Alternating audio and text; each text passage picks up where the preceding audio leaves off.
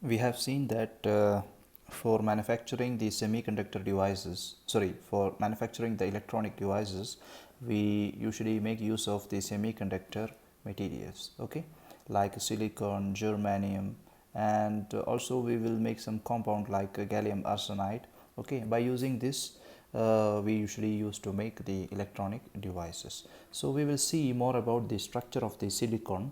The atomic number of the silicon is atomic number of silicon is actually 14. That means there are 14 electrons in the silicon and there are 14 protons in the silicon, okay. So atomic numbers uh, actually will give you the total number of electrons, or not total number, maybe it is the number of electrons or protons. So the total charge, actually there are 14 it is the total number of electrons, and it will also give you the total number of protons. So the total charge, because electrons are negative charge and the protons are positive charge, so the total charge is 0, okay.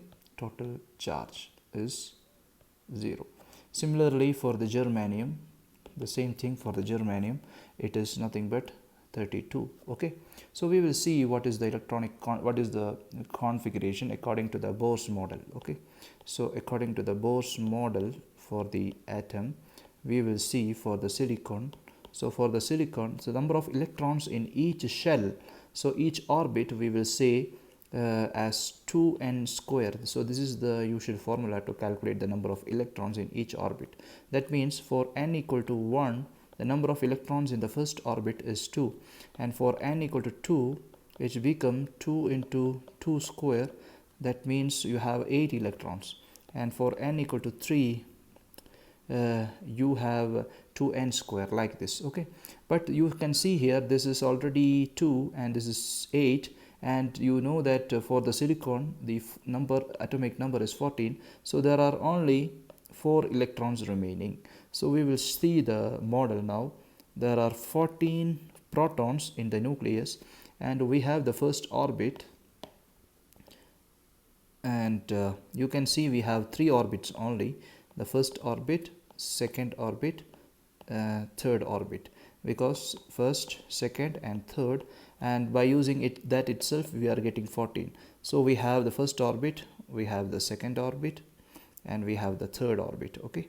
So the number of electrons in the first orbit is 2, and the second orbit is 1, 2, 3, 4, 5, 6, 7, 8, okay. As I have mentioned here, this is 2 and 8, okay.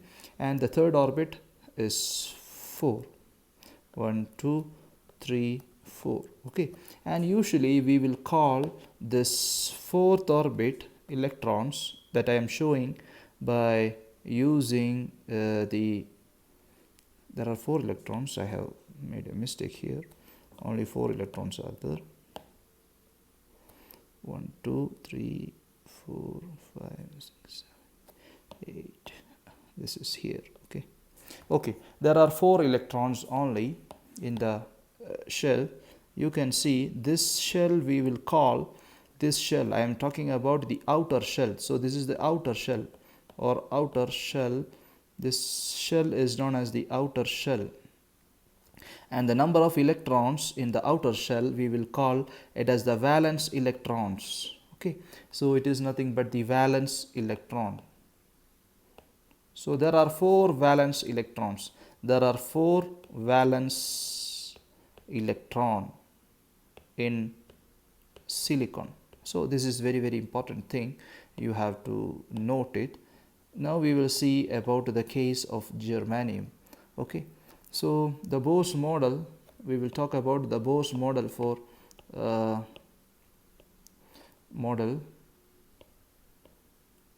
germanium anyway, and the germanium is having the atomic number 32. So in the first orbit, for n equal to 1, you have 2. For n equal to 2, you have 2 into 2 square, which is 8. For n equal to 3, you will get 2 into 3 square, that means 18. So now it become, you have 2 plus 8, 10, 10 plus 18, 28. Now at n equal to 4, you have only 4 electrons remaining. So you can see here 4 electrons again. So we will see here there are 32 protons, and in the first orbit you have 4 orbits are there, 1, 2, 3 and 4. Okay, so in the first orbit you have 2 electrons, then you have 1, 2, 3, 4, 5, 6, 7, 8 electrons, and in the next orbit you have 18 electrons, 1, 2, 3, 4, 5, 6, 7, 8, 9, 10, 11, sorry, 11 is here, 11, 12, 13, 14, 15, 16, 17 and 18. So here you can see only first 2 electrons, then 1, 2, 3, 4, 5, 6, 7, 8 electrons, then you can see 8 electrons, then you have 18 electrons, and in the outer shell you have 1, 2, 3 and 4. Again you have 4 electrons in the valence shell. So the outermost shell is known as the valence shell. Only 4 electrons are there in outer shell or outermost shell. Okay, and we will call that is the valence electrons. So there are 4 valence electrons, 4 valence electrons in germanium also.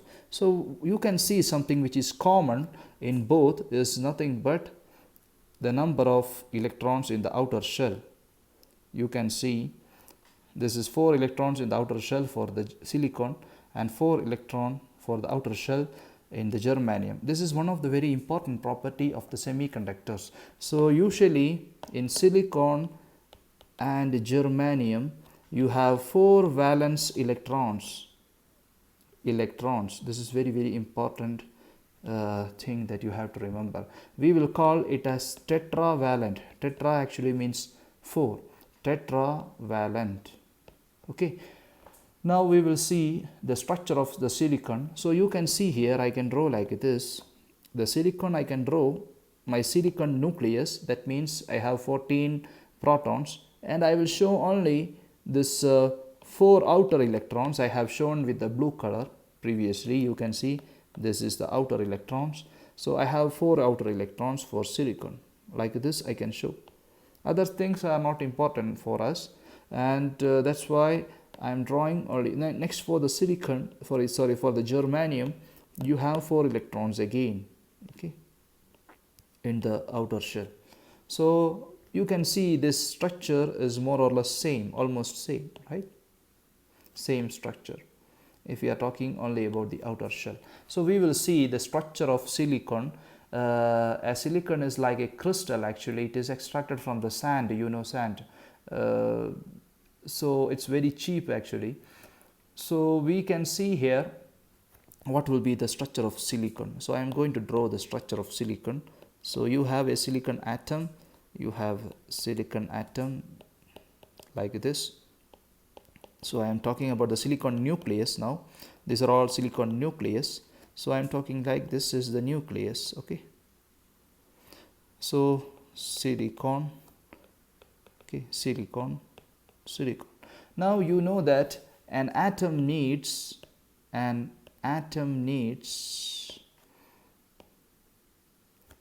electrons to complete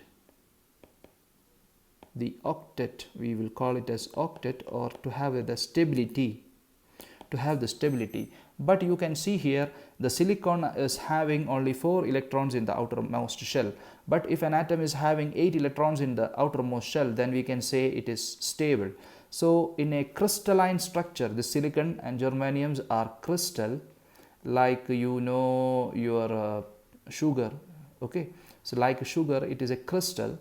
Ice is also a crystal, you can say. So it is having a crystalline structure. That means the atoms will be arranged in a proper way. So you can see here we have 4 electrons for the silicon. Here 1 2 3 4. So each silicon is having only 4 electrons, but they need 8 to have the stability and to make a crystalline structure. So what they will do, inshallah, we will see. So you can see here there are 4 electrons only.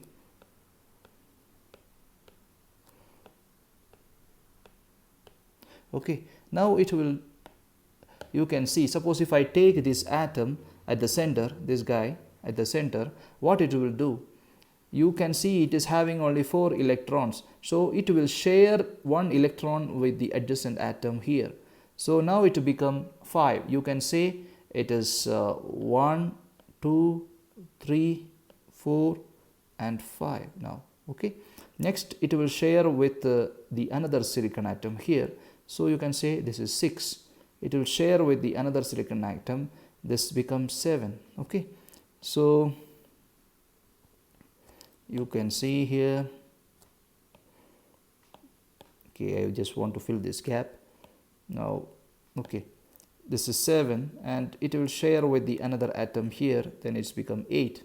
See, next you can see this silicon, it will share with the another silicon atom here. It will share with the another silicon atom here, and this guy will share with another silicon atom here. It is something, it is continuing. I am not showing here anyway. So it will share with another one. This one also shares, this also shares. Now everybody is okay because everybody got 8 electrons.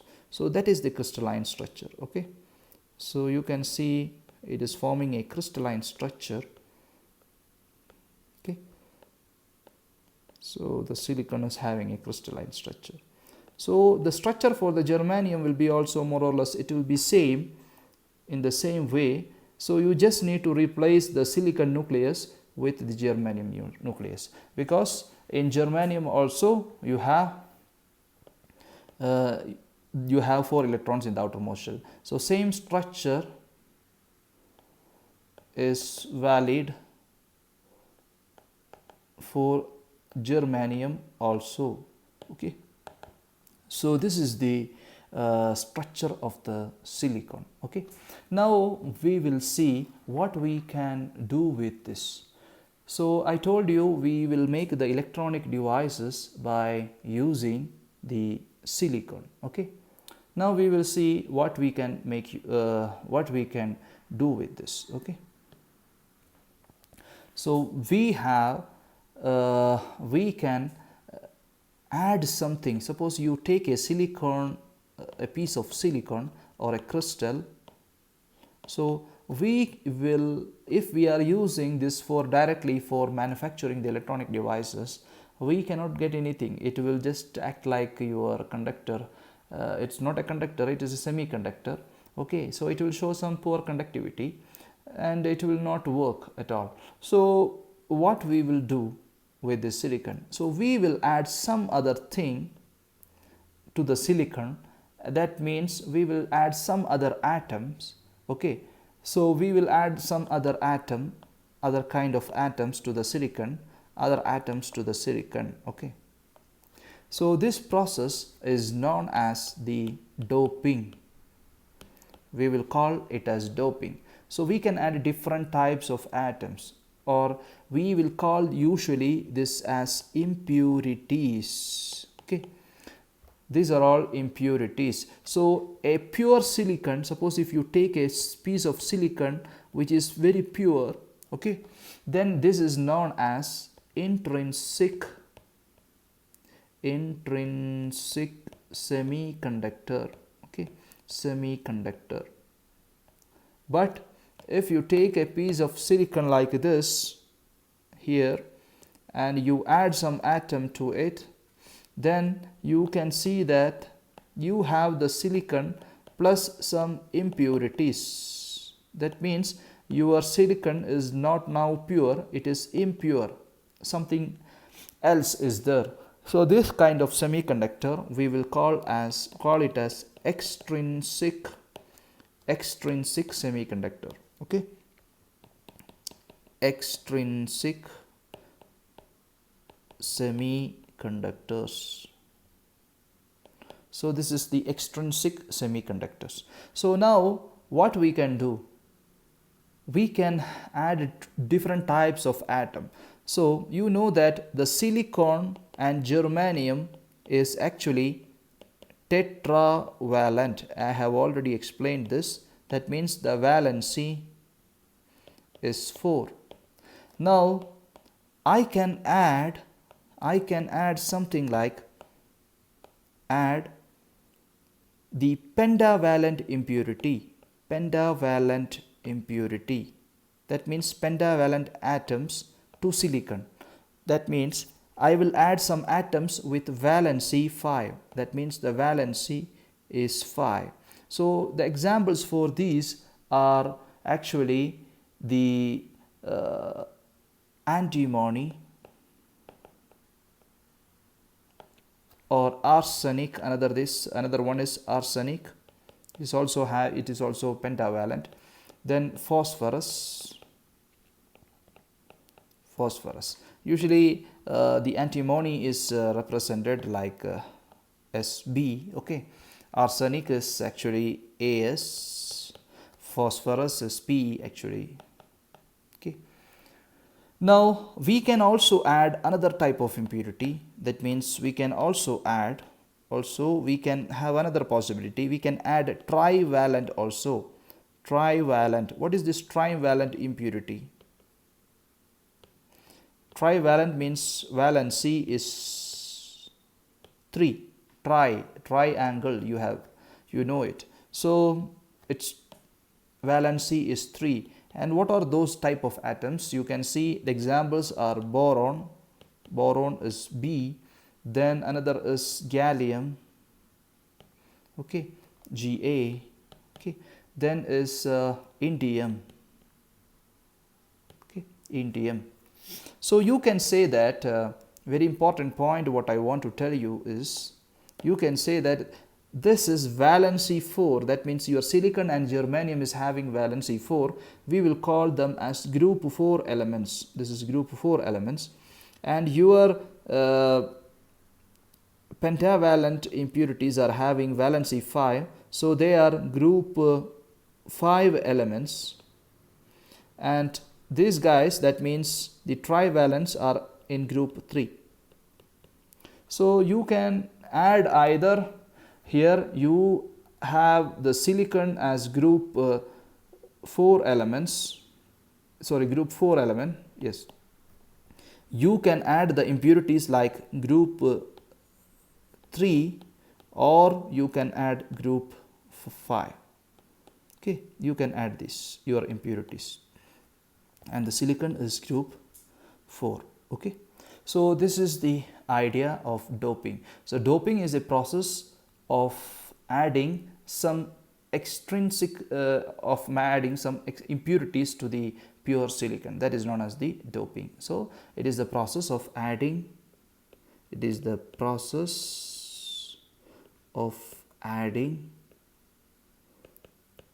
impurities. Okay, that is the doping.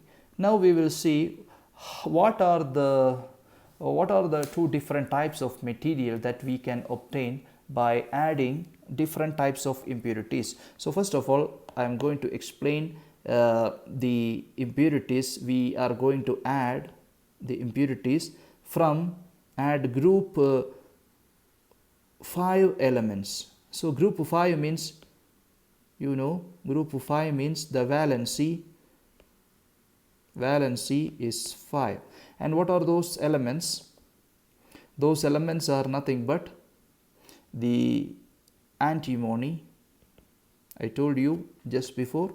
You can see this is antimony, arsenic and phosphorus. Okay, antimony. So that is one example is antimony. We will talk about antimony. Okay. So what we are going to do is that we are going to add a group 5 elements to the silicon. So before that, I will draw the structure of the silicon again. So we have the silicon like this. This was our crystal structure, and okay, and we had something valency as 4 electrons in the outer shell. 2 3 4, 1 2 3 4, and these are all 4 electrons in the outer shell. Okay,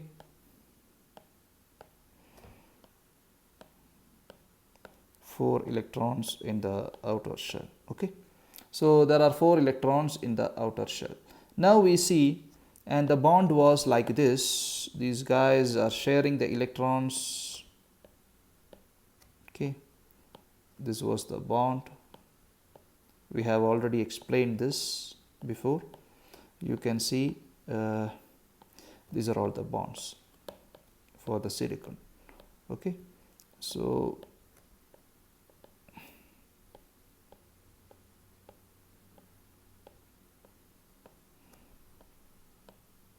okay, so we have all the bonds now. Now we take the atom, the silicon nucleus at the center. You can take this, I am talking about this guy. Okay, now from the external, by using some process, I add group 5 elements. So group 5 elements is nothing but the antimony. Okay, so antimony. So what will happen if I add the antimony? So before that, I will draw one more structure that is better for the understanding.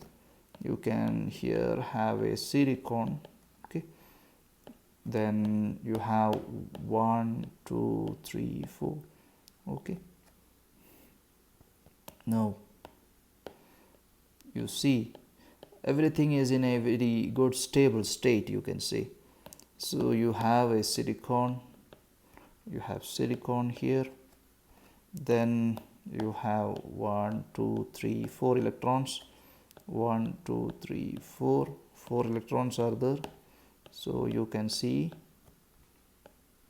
okay, so there are 4 electrons for each. Now I am talking about I am going to add the antimony, Sb. I told you Sb is the antimony. So if I add this guy here, as I mentioned here, what will happen? It will replace one of the silicon atom, and it will be replaced with a the antimony. But you know that the antimony is a structure. This is antimony. It has 1 2 3 4 and 5 electrons are there. That's why its valency is 5. That is, the valency is 5 actually. That's why we are calling its valency is 5. So there are 5 electrons. So I will represent, this is 1 electron of the antimony, this is another one, this is another one, there is another one. Now you can see there is one more electron. That electron I will add it here. Now you see here all other electrons other than this guy, you can see it is bonded here to the other silicon. This guy is also bonded to the silicon. This is also bonded to the silicon. This is also bonded to the silicon. That means it is sharing the electrons with the silicon. That means you can see that one electron is free. It is not at all bonded to any of the silicon atom. That means this guy is free. So you are getting a free electron. You are getting a free electron, and because of this free electron, you can have more conductivity, or you can have a current if you apply a voltage. So you have an extra electron. That means the charge of the electron, you know that electron is negative. So we will call that this semiconductor is having an extra electron, or we will call it as a negative type semiconductor. Okay, negative type semiconductor. So this is a negative type semiconductor. So we will call it as negative type or N type semiconductor. So I will just put the description here. It is a N type semiconductor.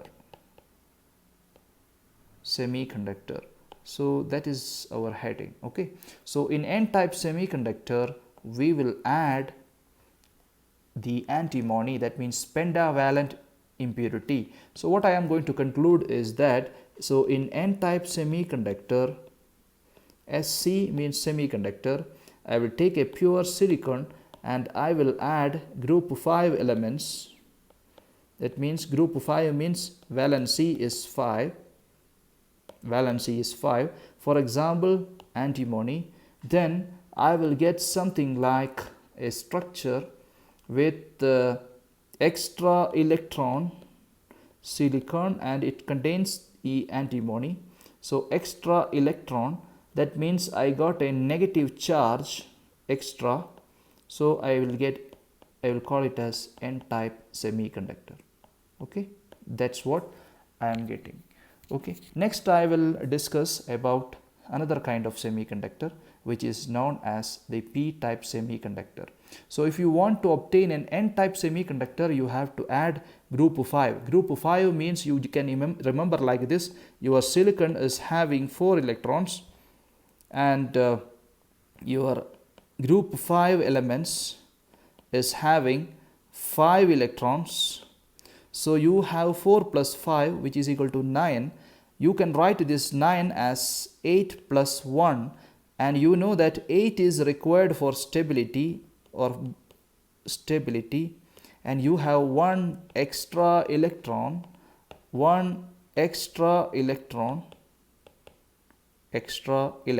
Okay, that's why electron is having negative charge, so we will call N type. Okay, N type.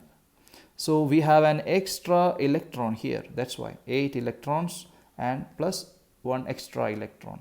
So 8 electrons will be bonding with the silicon, so they can't move, but when this guy is free to move, if you apply a voltage, this will make a current. Okay, or it will move and it will make a current. Next we will talk about another type of semiconductor, that is the, you know that if we have a negative type, then we can also have a positive type. So it is p-type semiconductor. P-type semiconductor.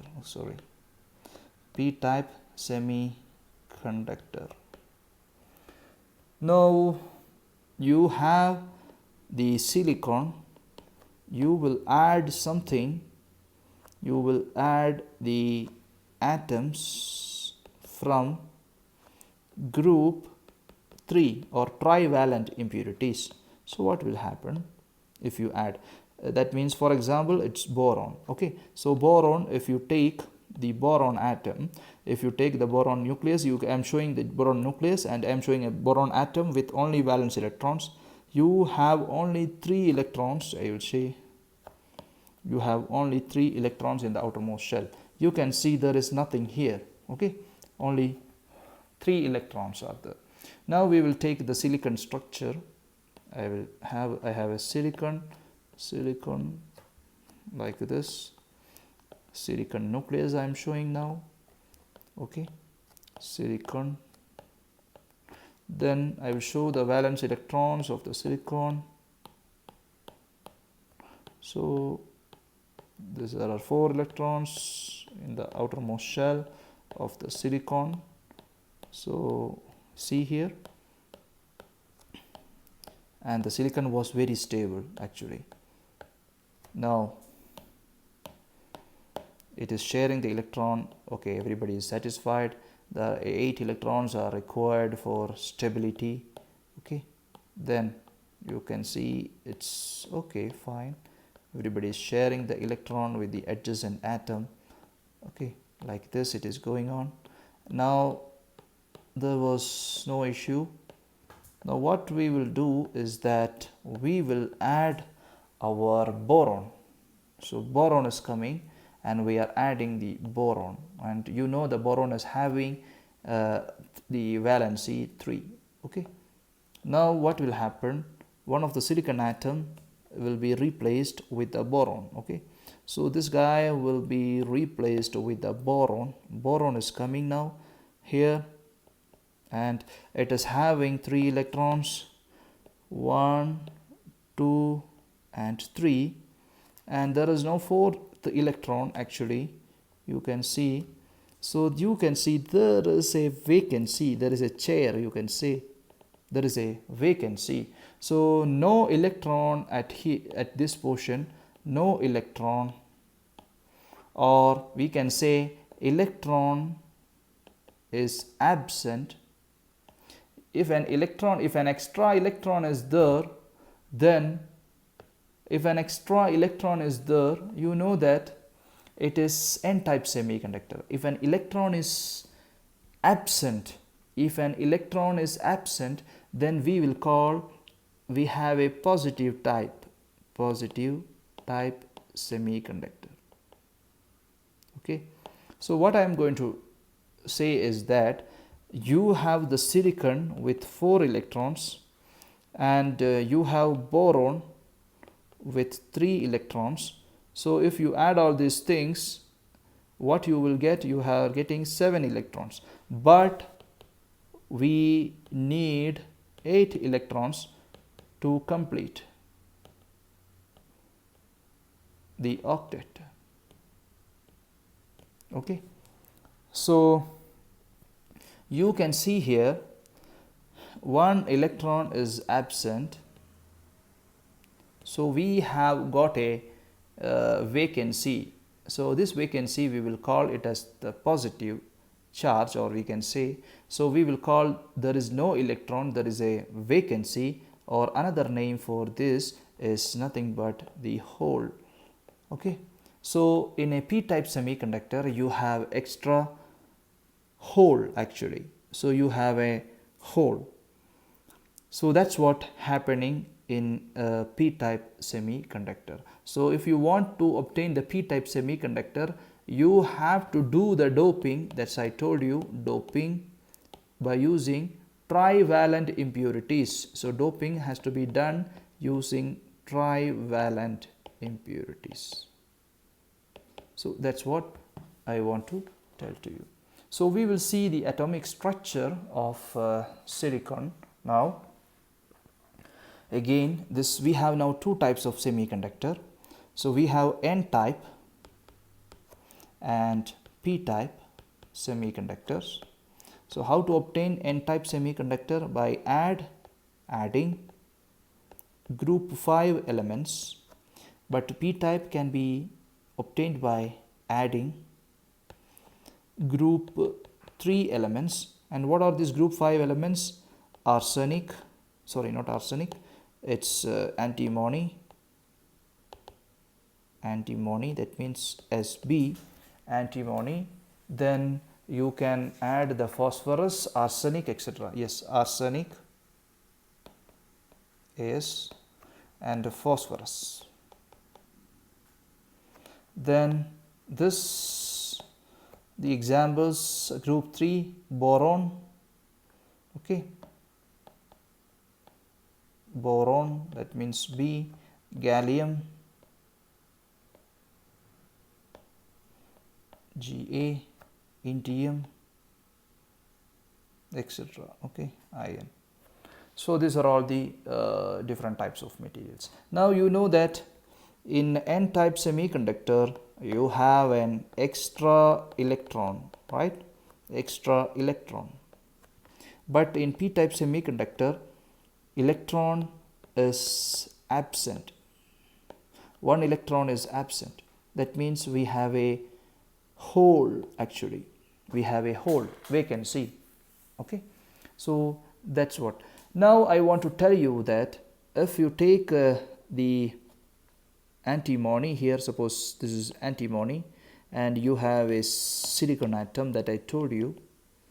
Now you see here there is a bonding between these in n-type semiconductor, and you have an extra electron, I told you, like this. Okay, so this extra electron.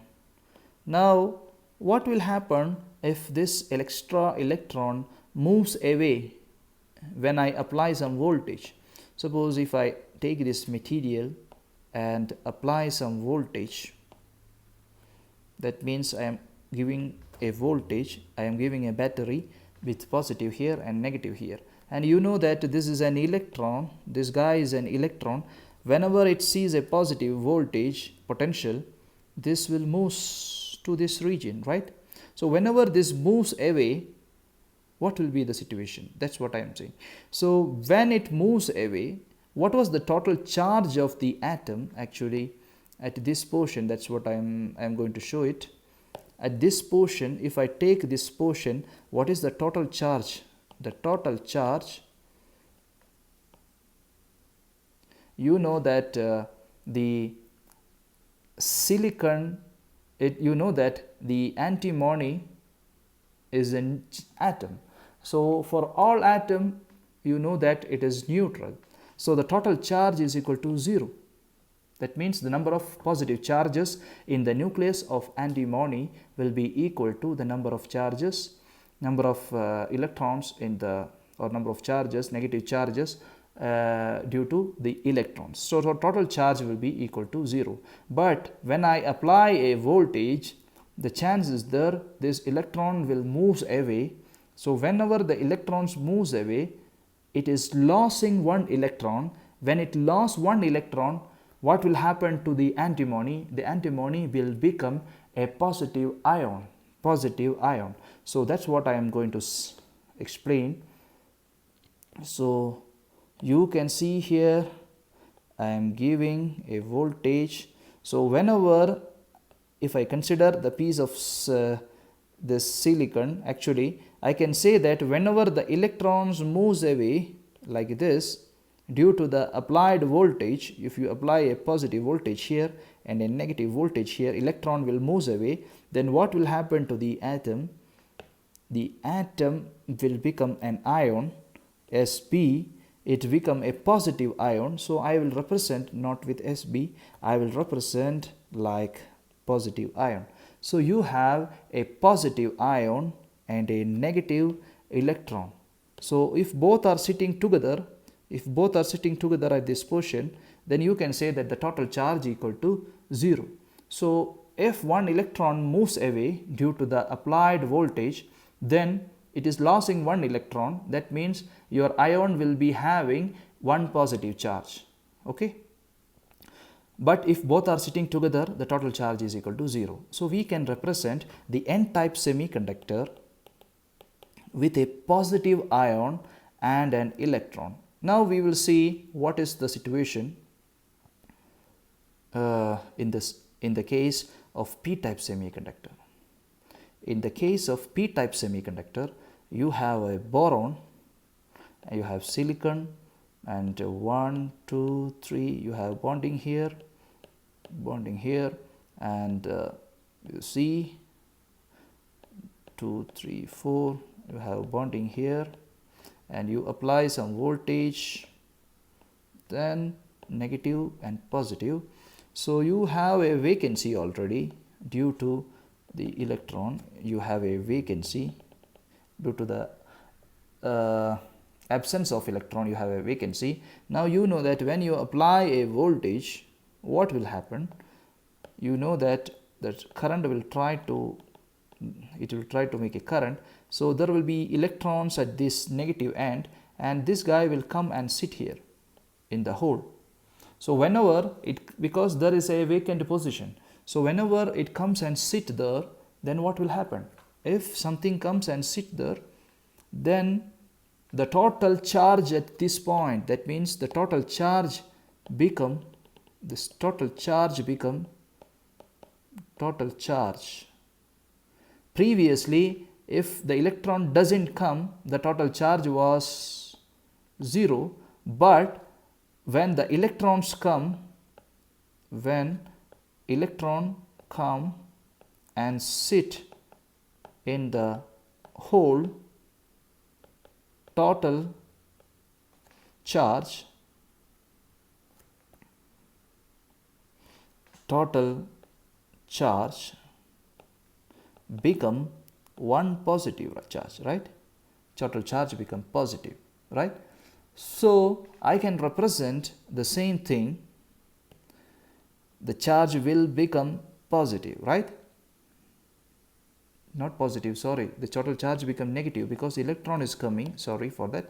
So electron is coming and sitting, so total charge become one negative charge, you can say it become negative. So it become negative now, and I can represent with a hole also. I told you the hole is positive, so I can represent in this case like this. So if I apply a voltage minus and plus, then what will happen? Electron will come and sit here. Okay, electron will come and sit here. So if the electron comes and sit there, actually you will get a negative charge. So now the total charge, you can see here, before the electrons coming and sitting there, the total charge was, you see here, this is negative, and you know this is a hole, so it's a positive charge. So the total charge was 0, as I told here. Okay, it was 0. But when the electrons come and sit here,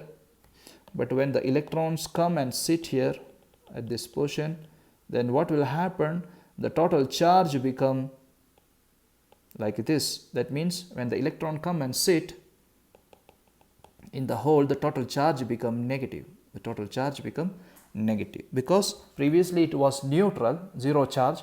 If one electron come and sit in the hole, it become a negative charge. So I want to tell you is that in n-type semiconductor,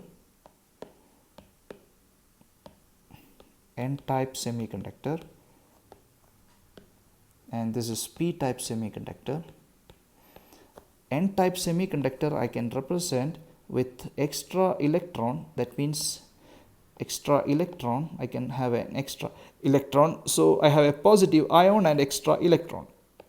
Positive ion, electron, positive ion, electrons, positive ion and electron, positive ion and electron, positive ions and electron. And you should note that all these positive are ions and they can't move because it is the part of the atom. Actually it is nothing but the atom without any charge, sorry, by losing one electron, so can't move. But you should know that these guys, that means all these electrons are free to move. Okay, they are free to move. So these guys will make the current. Actually these electrons will make the current or make a flow when a potential difference or a voltage potential difference is applied. Okay, now I want to tell you regarding the p-type semiconductor. As I have told you, in the p-type semiconductor you have negative ions and a hole. So it is like this, you have negative ions, many negative ions are there, and you have a hole. This is your hole. Okay, when they are sitting together, the total charge was 0 because the charge of the hole, this charge is positive and this is actually negative. So total charge is equal to 0. Okay, but whenever one electron come and sit in the hole, it become negative charge. So you can see here, these are all these guys, that means your ions, all these negative ions, these are all ions, that is negative ions, and they can't move, but you know that these guys, all these are holes, many holes are there, all are holes. Actually they are free to move. How they are moving? Then you will be having a doubt how these holes are moving. Because free to move, I will explain it. So these holes will make a current, okay, So we will see now how the holes are moving. Okay, so the holes are responsible for the current. So in n-type semiconductor,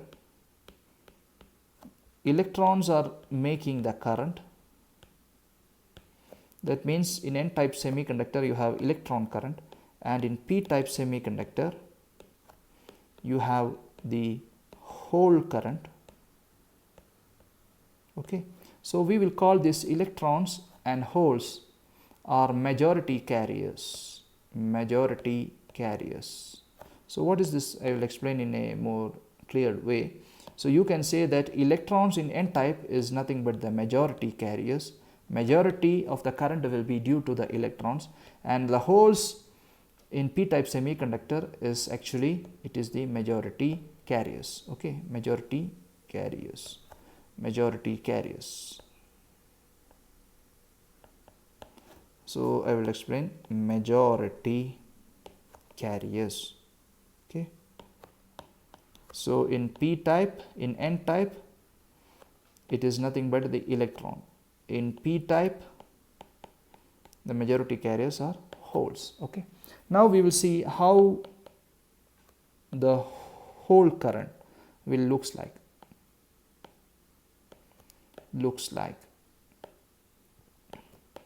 So we have the hole current. Now you know that you have negative atom and you have a lot of negative atoms like this, and you have the hole. You have the hole. Now I am going to apply a voltage, negative and positive. So this is negative and this is positive. That means I have a lot of electrons here. So what will happen? I have a lot of electrons waiting here. So electron number 1, electron number 2, electron number 3, electron number 4, like this. So what will happen? Electron number 1 will jump to the hole number 1. Let's say this is hole number 1. Let's say hole number 1, hole number 2, hole number 3, hole number 4. Okay, H means hole. Okay, so what will happen? Electron is jumping to hole number 1, and from hole number 1 this guy will jump to hole number 2. When this electron, now you can see electron number 1 is sitting in hole number 2, then what will happen? Electron 2 will come and sit in the hole number 1, and after that this electron will again move to the hole number 3. So at that time what will happen? This electron will jump to hole number 2. So this process will be continuing. So the electrons will be moving in this direction. Electron is moving in this direction, but you can see that your hole is filling, the hole, the left side hole is filling first. After that it become vacant. So you can see, if you observe that the holes, it will be looking like the holes are moving, looking like